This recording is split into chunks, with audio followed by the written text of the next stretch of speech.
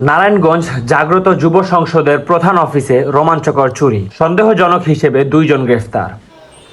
নারায়ণগঞ্জের নিমতলা এলাকায় নারায়ণগঞ্জ জাগ্রত যুব সংসদের প্রধান অফিসে দুর্ধর্ষকর চুরি, চোর সন্দেহে ঘটনাস্থল থেকে পুলিশের কাছে আটক 2 জন।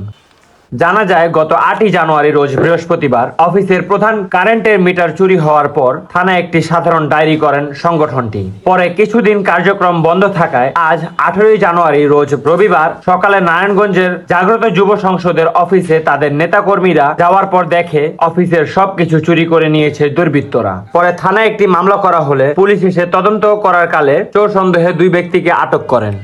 নারায়ণগঞ্জ জাগ্রত যুব সংসদের যে স্থায়ী কার্যালয়টি রয়েছে নিমতলা সিটি ভবনের 3 তলায়, তো গত 8 তারিখে আমাদের এখানে যে বিদ্যুতের মিটারটা ছিল, মিটারটা চুরি হয়ে যায়।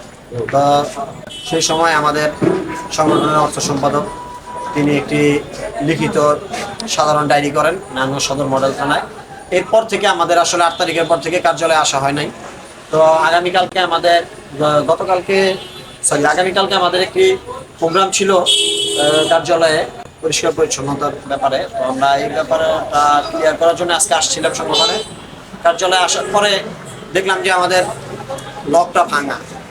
তো সেই লকটা ভাঙা দেখে আমরা ভিতরে প্রবেশ করে দেখি যে আমাদের সেখানে কার্যালয়ের যে চেয়ার এবং কম্পিউটার, ল্যাপটপ, প্রিন্টার, নগদ টাকা, টিভি, এসি, 2টি ফ্যান, মোটামুটি আমাদের অফিসের কোনো কিছু এবং বিভিন্ন রেজিস্ট্রেশন সার্টিফিকেট এবং গুরুত্বপূর্ণ যে নথিপত্র আছে আমাদের কোনো কিছুই ওইখানে নাই।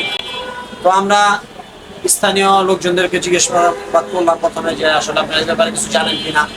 নগদ প্রায় আমাদের 50,000 টাকা ছিল, ঈদ সামগ্রী বিতরণের জন্য আমাদের টাকা রাখা ছিল।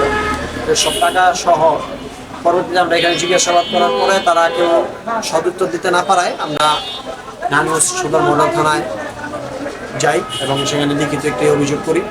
অভিযোগের পরিপ্রেক্ষিতে থানার তদন্ত কর্মকর্তারা এখানে এসেছিলেন এবং তারা তদন্ত করে গেছেন, তারা দেখে গেছেন এবং উপস্থিত তদন্ত কর্মকর্তা এখানে তদন্তকালীন সময়ই এই ভবনের 4 তলার একটি বারান্দা থেকে 2 জনকে সন্দেহভাজন অবস্থায় গ্রেফতার করেছে।